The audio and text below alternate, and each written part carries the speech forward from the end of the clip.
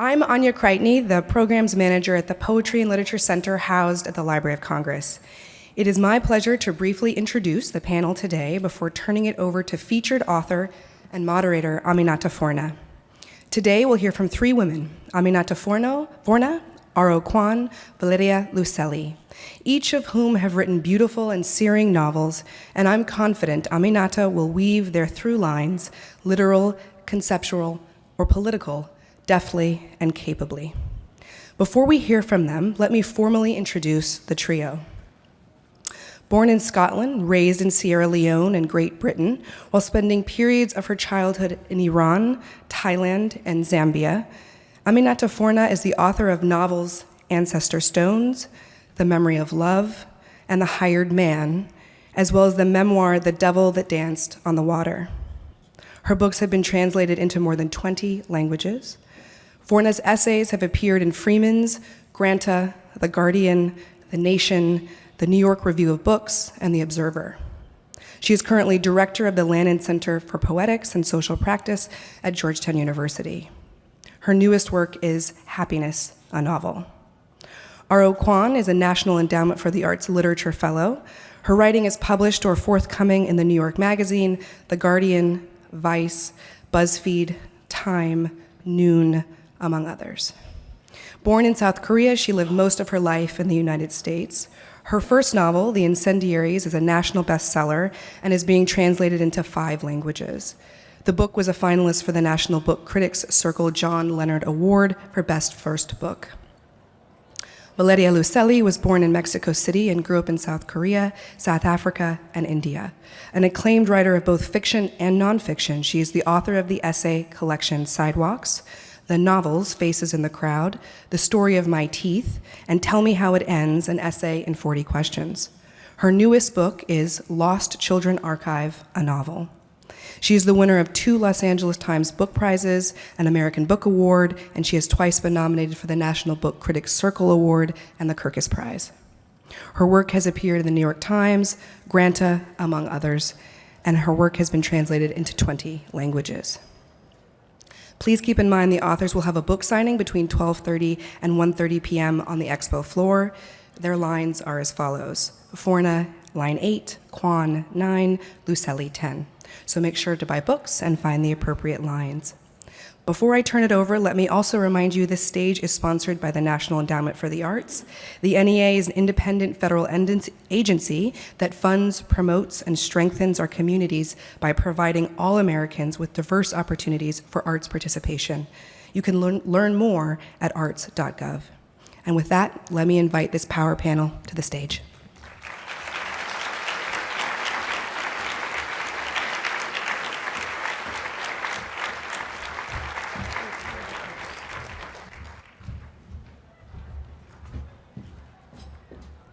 Good morning, everybody.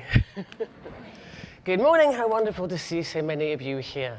We're going to have a wonderful conversation with 2 amazing young writers whose books I've read. I hope you have, and if you haven't, I hope you come to lines 8, 9, and 10.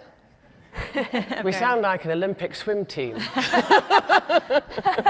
Breaststroke. After the reading. After today's talk, I'm going to talk to the 2 authors, and then we'll hear a little bit from each of the works as the conversation proceeds. So last night at the opening of the festival, we heard 2 authors talk about writing from the periphery or the center. Rhys Kwon, you were one of them, and you said, correct me if I'm incorrectly paraphrasing you, but you said that you did not see yourself at the periphery, you saw yourself at the center. Could you talk to that a bit? I'm very interested because I have had this conversation several times about where the center now is. And some years ago, I was at the Jaipur Literature Festival. If any of you get the chance to go to India and go to the Jaipur Literature Festival, it's unbelievable. And I was standing with a British author, and he was about to go on stage, and there must have been 1,000 people in front of him. And he said, "Oh my goodness, I didn't expect this." And I said, "The center has shifted." Do you think the center has shifted? I love that. So when I spoke last night, I was quoting, there's a quotation from Toni Morrison that I think about a lot. And it essentially has to do with this, and it says that she stood at the center, she stood at the center, she claimed it as central, and she let the rest of the world move over to where she was, which I love so much. And that was a bit of a paraphrase, but I think in some ways, I realized that with my fiction, it's such a common question. People will ask, who are you writing for? And I used to think that was kind of a boring, not a boring, but just like I was just like, well, I'm writing for myself because I find writing to be an intensely absorbing act during which I really can't think about anyone else while I'm writing. And so I was like, well, I'm writing for myself, I don't know. And then I thought more about that though, and I realized that really did have political implications because I was centering an Asian American, Korean American woman who's queer and an immigrant. And this bodies like mine, have not been very often centered in American letters. And so there were a lot of choices I made in my book in which I never wanted to explain from the inside out. I never wanted to have to explain, oh, this is because this is how Koreans do it. I wanted to just inhabit that world. And I think it's okay for readers to be confused every now and then. Like I have read so many books in which I have looked up sailing terms. Like I don't sail. I've read so many books by waspy people in which, and I love these books, but like I've looked up so many sailing terms and that's fine. I like looking up words. I think it's good to look up terms. Valeria, when you were growing up, did you tell us a little bit about the books that influenced you, the books that you grew up reading, and whether you felt centered when you were reading those works? As a reader, did you feel centered? I mean, I came late to reading the Latin American tradition, partly because I didn't grow up in Latin America. I grew up in South Africa and in Korea. And when eventually I did start reading in Spanish and the Latin American contemporary canon, which is basically the so-called boom, the Latin American boom, Cortázar, Borges, Garcia Marquez, not a single woman in that list, by the way, right? Not that there weren't any, but they were not considered as part of a generation. I started to become more conscious of the center-periphery dichotomy, just to go back to this really interesting question that you asked, Aro. I think that in terms of linguistic centers of power, the Anglo-speaking world is certainly still the center, and it's very much felt when you write also in a language that is not English. And the notion that a book kind of exists once it's exists fully once it's translated into English. It's of course not what I think, but there's a kind of feeling. And there used to be the same feeling in Latin America when you wrote from outside Spain and your book came out or not in a Spanish publishing house. If you were a Mexican writer or an Argentinian writer or a Peruvian writer, and your book was not published also in Barcelona or Madrid, it hadn't quite come out yet. There was something, there's a notion, and that center-periphery relation did shift after the economic crisis in 2008 roundabout, where a lot of independent publishing houses in Latin America started erupting, and Latin American writers no longer had the sense that they had to go through Spain, and also no longer had the sense that they had to write in a Spanish that was somehow palatable for this Hispanic ear in Spain. So a lot of Latin American writers would use words in Spanish that were not our own, like gafas instead of lentes, or bragas instead of calzones, because that was the way that not only Spanish writers wrote, but that was the way that all books in translation from English or from whatever other language came into Spanish. So the way of writing literary Spanish was like anagrama Spanish, which was this translated in Spain Spanish, right? It's interesting. Did anyone know that TV series Huge in France? No. About the comedian, and he comes to America, and no one knows who he is, and he keeps saying he's huge in France.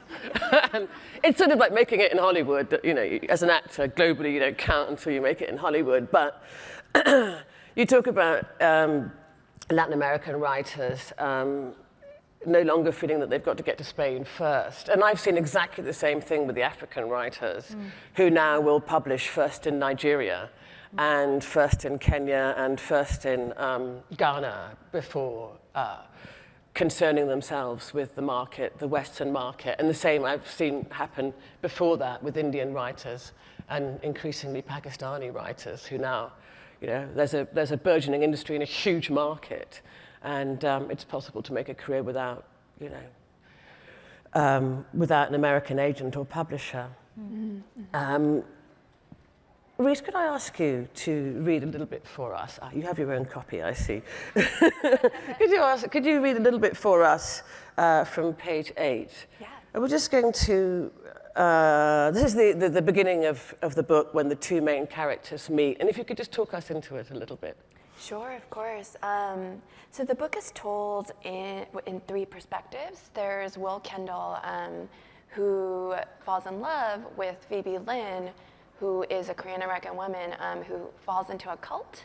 And there's a cult leader, John Leal. And so the 3 of them, it sort of alternates between these 3 points of view. And this is from chapter 4, and this is from the point of view of Will. Oh, and Will is he used to be very religious. He thought he was going to be a pastor, and then he left that faith, and he opposes this cult and much of what it represents. So this is right when they meet. For Will. I first met Phoebe in a house full of strangers, 5 weeks into the Edwards fall term. I was new to the Knoxhurst school, but a sophomore, a late arrival. I transferred in from the Bible college I'd had to leave, and I was often on my own. Then, one night, while I was taking a walk alone, I noticed a loud throng of students turning into a gate. It was left propped open. I followed them in. Hip-hop pulsed, rolled. Pale limbs shone. I had learned that the alcohol table was the one place where I could stand without looking too isolated, and I was idling at my usual station, finishing a 3rd drink, when a girl in a striped dress tripped. She spilled cold liquid down my leg. She shouted apologies, then a name. Phoebe Lynn. Will Kendall, I said, also in a shout. We tried talking, but I kept mishearing what she said. Phoebe started tilting her pelvis from side to side. Life as a juvenile born again hadn't put me on a lot of dance floors. Uncertain, I followed the girl's lead. She swayed left, right, bare shoulders sliding.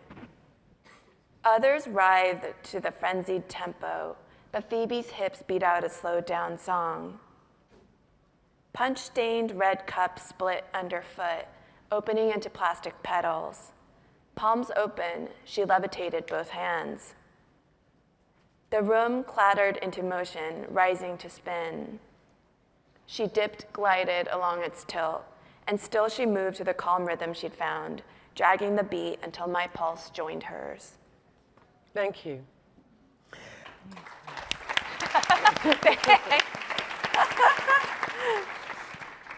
So it's interestingly, you both set your books in liminal spaces. Yours is at a university, and almost the first thing we hear is that they're in a room full of strangers. And Valeria, yours is set on the road.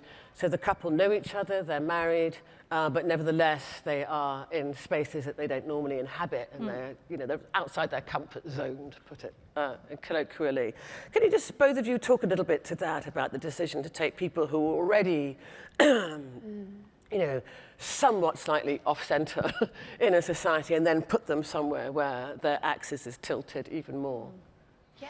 Well, maybe I should start with, so like the 2-sentence summary that I gave people about my novel when people asked for 10 years, which is how long I worked on it, was that it's about a woman who gets involved with a group of radical Christians, fundamentalist Christians.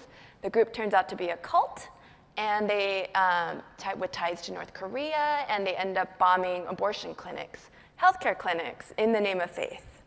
I used to like smile like really big every time I said that, especially at parties when I just met people, so that people wouldn't think I was really weird. And then a friend finally did me the great service of being like, dude, it's so weird that you smile. You need to not smile. Just deliver it straight. It'll be much better. But so for me, so in a lot of my research that I did into terrorist groups and cults and extremist groups, high school and college are really popular places to recruit. And I think it is because it's such a liminal space, because people are still figuring out who they are, people are in flux. And in the US in particular, people move away from home to go to college. And so in college, you're not only still figuring out who you are, but you might not know anyone there. You're making a whole new set of friends. You're maybe interested in becoming a different kind of person or trying. And so I think that was why college was such a fertile ground for this book for me. And you'll accept friendships in ways that you might not have accepted friendships before, because you don't quite know who you are and where you are and Exactly, what you're yeah. doing. And Valeria, you set yours on the road, and I'd love to know two things. One, was that decision organic, or was it deliberate? Like, did you say, I'm going to move these people around? And the second question is, or part of the same question is, we never find out their names. It's always my husband, or the wife, the boy, the girl, but we never find out their names. Could you talk to that a bit? Sure. So one and then the next, right? I mean, it was pretty deliberate to write a road novel. One of the foundational myths of this country has to do with this discovery in the movement of East-West, right? This discovery of a country or invention of the country.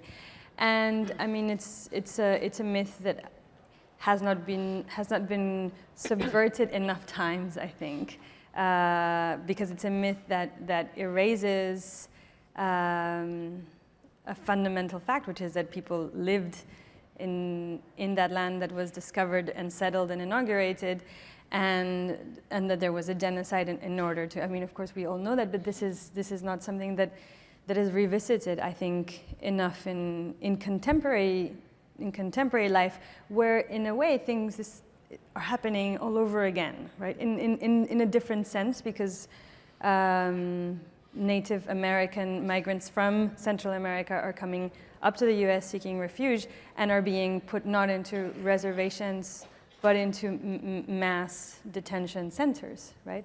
So I wanted to revisit history in order to also think about what was happening in today's USA.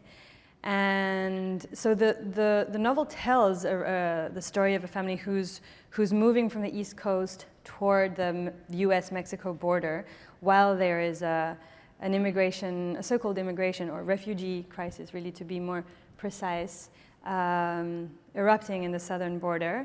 And it also tells the story of 7 children migrating across national boundaries toward a northern border. And the idea I had when I put these two things in the same space, the space of a book, was to go back to perhaps like the American genre par excellence, which is the road novel, right? But then intersect it somehow or subvert it somehow with a much more common to Latin America form of telling a travel story or a voyage, which has to do more with a kind of moving into a territory that is also kind of a descending into an infernum or a hell, right? Political or psychological, or however you want to think about it. So this kind of typical family road trip is intersected with this very violent descent into a very dark liminar or limbo space in which most migrants find themselves when they are in the process of migrating and then when they arrive. So that's sort of the double liminality in which I stand as a writer in this novel, right? The family is also kind of foreign, or some of the members of the family are foreign. Most readers assume that the whole family is foreign and the whole family is Mexican, but I very intentionally left that, as well as their names, ambiguous, because I think that, I mean, both obviously names, but also certain physical descriptions pin a character too easily and too quickly for us readers. And I wanted there to be more of a challenge and more of a dialogue between the reader and the book in terms of what we bring to it as readers and what prejudices we bring to it as readers, and how a book challenges our prejudice, basically. So no names is one of the reasons. Can I ask you to read a section from Lost Children Archive? Here we are on page 129. Okay, well, this is one of the places where it's very clear that she, the narrator, is a Hispanic woman. Most of the times it's not clear. But and we are well into it. This is well, right, we're well into the novel. This little section is called Westerns. People start asking us where we're from, what we do for a living, and what we're all doing all the way out here. We drove here from New York, I say. We do radio, my husband says. We're documentarists, I sometimes say. Documentarians, he corrects me. We're working on a sound documentary, I tell them. A documentary about nature, he follows. Yes, I add, about the plants and animals of these lands. But the farther we drive, the less these little truths and lies about us seem to appease people's need for an explanation. When my husband tells an inquisitive stranger in a diner that he was also born in the South, he gets a cold nod and raised eyebrows in return. Then in a gas station outside a town called Loco, I get asked about my accent and place of birth, and I say, no, I was not born in this country. And when I say where I was born, I don't even get a nod in return, just cold, dead silence, as if I've confessed a sin. Later, we begin to see fleeting herds of border patrol cars, like ominous white stallions racing toward the southern border. And when border patrol officers in a town called Comanche ask us to show our passports, we show them apologetically and display big smiles and explain that we're just recording sounds. Why are we there and what are we recording? They always want to know. Of course, I don't mention refugee children, and my husband says nothing about Apaches. We're just recording sounds for a documentary about love stories in America, we say. And we're here for the open skies and the silence. Handing back our passports, one of the officers says, so you came all the way out here for the inspiration? And because we won't contradict anyone who carries a badge and a gun, we just say, yes, sir. Thank you.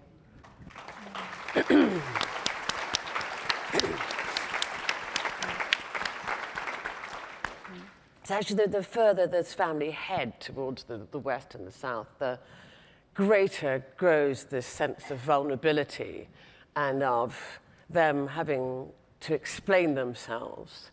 And I wonder if you share the thought that the immigrant's lot is never to enjoy the luxury of complacency, to always be explaining yourself, accounting for yourself. Right. I mean, definitely. And it's a place that never leaves you, that of being a foreigner, a stranger. And I mean, I've been in the States for more than 10 years now. I've lived here longer than I've lived in any other country, in fact. And this is very much where my life is and where my daughter's growing up. And yet I still, the first gig I was offered when I came to the US as a student was to write a dating column for some horrible magazine from the point of view of a woman of color. I'd never heard the term woman of color until I came to the US, right? That was like a dating magazine for women of color. What is that? Very specific. I said, no, I don't date. I mean, and you know, all these editors want to have a Latina woman, want to have an Asian woman, want to have an African American woman, because that's the only way to, like, I don't know, fill their void of content. So I don't know. I said, no, I don't date. Sorry, bye, I'm married. And I didn't accept that gig, which I would have needed otherwise economically. But still now, 10 years later, and definitely back to dating, or almost, no, I'm joking. I still get asked to write something from the point of view of one or the other. This comes in much more elegant ways, like it's phrased more elegantly, it's more adulterated, if you want, but there's still this thing that you can write from a place, and only that place, if you are in a certain body here, right? And that irritates me, to put it mildly. So you're always being positioned. You're always being positioned, yeah. And there's that question also of being vulnerable to other people's assumptions. And Right. vulnerability is a big part of your novel. This young woman, Phoebe, is evidently vulnerable. She suffered a great loss in her life, which she is struggling to recover from. She was driving a car and was party to an accident in which her mother was killed. And Will is somebody who has lost his faith just at the time when Phoebe starts to find faith, and she finds it with this extremist group. And I wonder if you could read for us a little bit from page 58, and then talk to us a bit about faith, and whether, I guess my question is, because there's a mirror here in your life, isn't there, that you had faith and then you lost it, which is something I personally find completely fascinating, how people can believe so deeply and what it feels like when that is gone. If you could just read the section and then talk to us a little bit about whether you think there are people who are predisposed to belief, or is it a time of life, or is it a genuine God-given quality? Hard question. Gift. Yeah, definitely. So I'll read the section first. So this comes like, let's see, a third of the way, a quarter of the way through the novel. And this is again from Will's point of view. The basin burned white in the glass. No loss occurs in isolation. And a side profit of the faith that I missed at times like this was how easily, while Christ shone in each face, I loved. If hatred cuts both ways, to forgive can be a balm.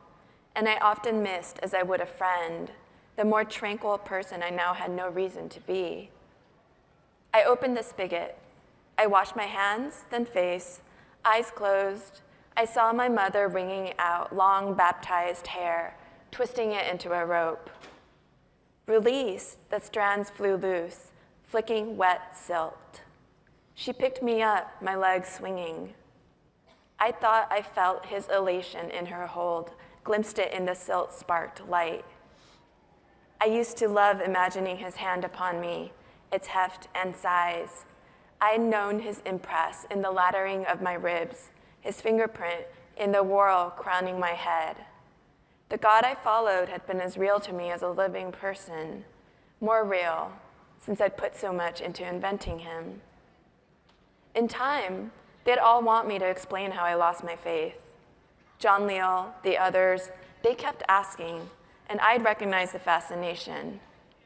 Scripture indicates there's no hope for the apostates like me, having known his love, then repudiated him, and believed to be past saving. I exist beyond his grace. But I tried. Will that count for anything, Lord? In the final list you won't compile, allotting a life that you can't give, because in failing to exist, you've left us behind. I'd returned from the Beijing mission trip, split with doubt, unable to sleep. I begged his help. It was as I told Phoebe. I had no single problem or quibble. The misgivings had piled up, questions I stifled as long as I could. The last hours, I believed, I'd knelt, asking for a sign. He'd assisted others, Old Testament prophets, along with all the pastors who heard God talk, friends exulting about his presence. This much love, I thought, must have its match in truth. I'd asked him to help, then waited. Sunlight spilled in from the afternoon. White curtains rippled, a slight late spring wind. I waited, and by the time I got up, I knew I'd been pleading with no one.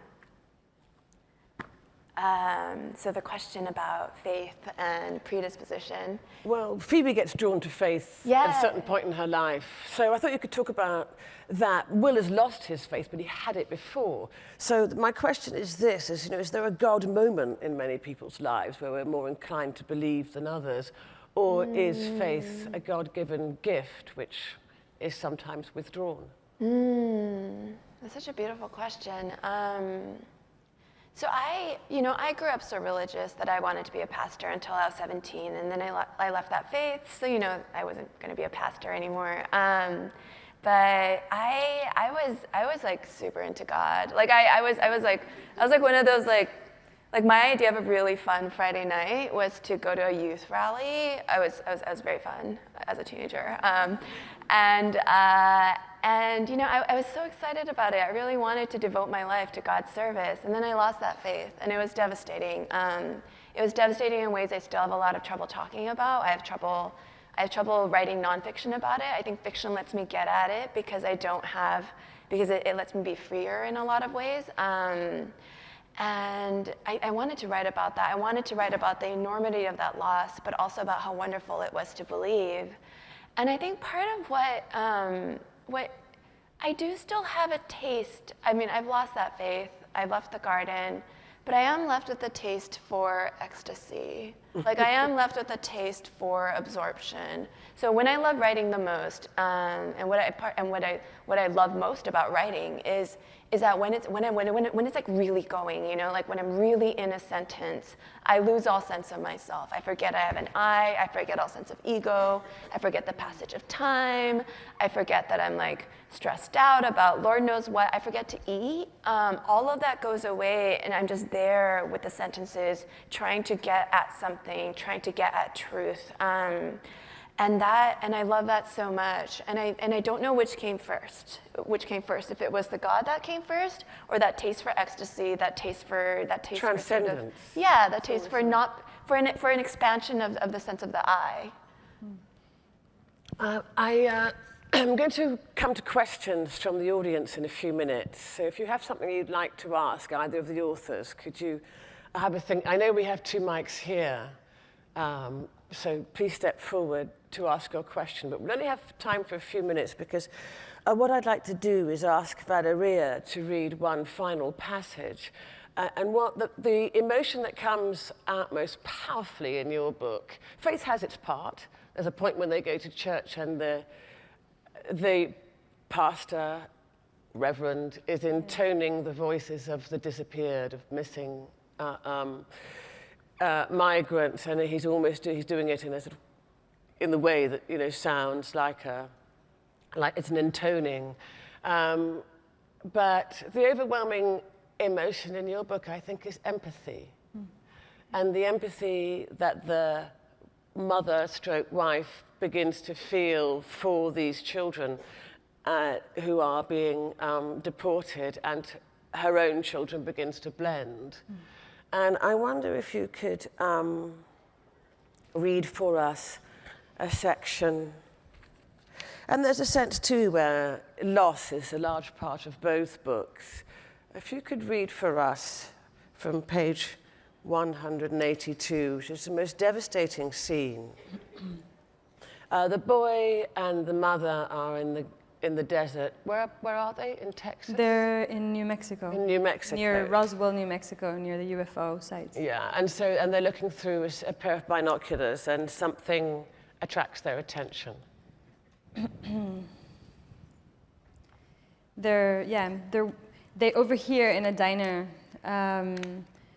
The waitress is telling one of the people eating there that there's going to be a deportation of children from a private little airport near Artesia. That's near Roswell, New Mexico. And as you know, foreigners in the US are referred to as aliens, and in many publications, refugee children are referred to as illegal aliens, right? Or even removable aliens, which is a violence of language that we need to think about a lot, right? So the mother and her son, her stepson, but her son, are standing right outside this airport, kind of in the middle of nowhere, and witnessing this scene. What do you see? I ask. Just brown hills that are blurry and the sky that is blue, and then the plane. What else? Look harder, I tell the boy.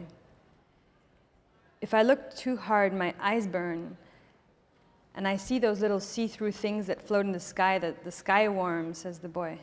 They're not worms, I tell him. Eye doctors call them floaters, but astronomers call them superstrings. Their purpose is to tie up the universe together. But what else besides the superstrings do you see? I don't know what else, he says. Come on, so many years of schooling, you can do better. He pauses and smiles back at me, acknowledging my teasing and then maybe trying a little too hard to give me a patronizing glance. He's still small enough to wear sarcasm and condescension, like a suit several sizes too big. He looks back through the binoculars and suddenly says, "Look, Mama, look over there." I slowly walk my eyes on the tight rope laid out between his steady eyes and the line of small figures now stepping out of the hangar and onto the runway. They are all children, girls, boys, one behind another, no backpacks, nothing. They march in single file, looking like they've surrendered, silent prisoners of some war they didn't even get to fight.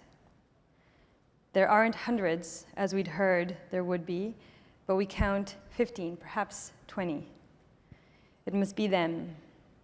The night before, they were bused from a federal law enforcement training facility in Artesia to this smaller airport on State Road 559. Now they walk toward the plane that will take them back south. If they hadn't gotten caught, they'd probably gone to live with family, gone to school, playgrounds, parks.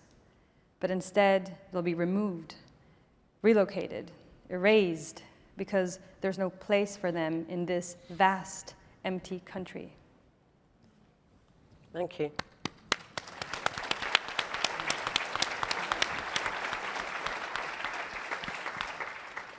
It's one of the most devastating scenes in the book, and the mother breaks down shortly after it. And then quite soon you shift the perspective to the boy, and we begin to hear the story told from his point of view.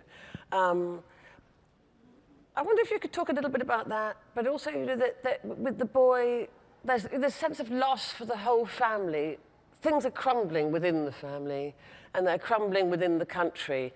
And for the boy, it's almost like there's a moment where, well, this is his loss of innocence. Mm-hmm. And that's mirrored throughout the book. It's the loss of innocence of the boy, but also perhaps the loss of innocence, or a genuine innocence or a feigned innocence for the entire country. Yeah. Well, there was a moment during I think the Obama administration can be thought of as a hiatus of innocence, right? Where a lot of us were like, okay, things are okay, kind of. They were not always great, no? There was the NSA, and particularly in terms of immigration, the Obama administration was not a great example of benevolent practices. But even so, it was definitely not what there is right now. And this year has been, the Trump administration has of course been a kind of brutal loss of innocence all over again. So I wanted to write a book that had, where I could think about the process of intergenerational storytelling and passing stories down to the next generation, and then that generation kind of re-articulating them and bouncing them back to us who have been around longer, but will not be around as long as they, right? And so the book performs precisely that leap. There is a moment right after this moment where the boy is looking through the binoculars. The family witnesses this deportation. He witnesses the whole thing through his binoculars, and from there on, it's his eyes, his gaze, and his voice that picks up the story of the parents, the story that the parents are articulating, the discussions that they are having in the car as they drive about immigration, about the genocide of Native Americans, and particularly the violence of the Apache Wars, what they listen to the radio, songs by David Bowie or by Britney Spears. I think they don't listen to Britney Spears in the car, but not that I remember. it was just a name. but sort of this whole thing is happening in the adult world, or the adult world is kind of in the control panel of things, and the kids are just kind of listening in the back of the car and asking weird questions like, who was the first person that milked a cow? And also, how did Geronimo, the Apache, die? And they start kind of reshuffling all of this that comes from the adult articulation and narrative of the world and producing their own narrative. So the next half of the book is that narrative, sort of produced by a 10-year-old boy who is in the process precisely of moving toward that gray area of consciousness.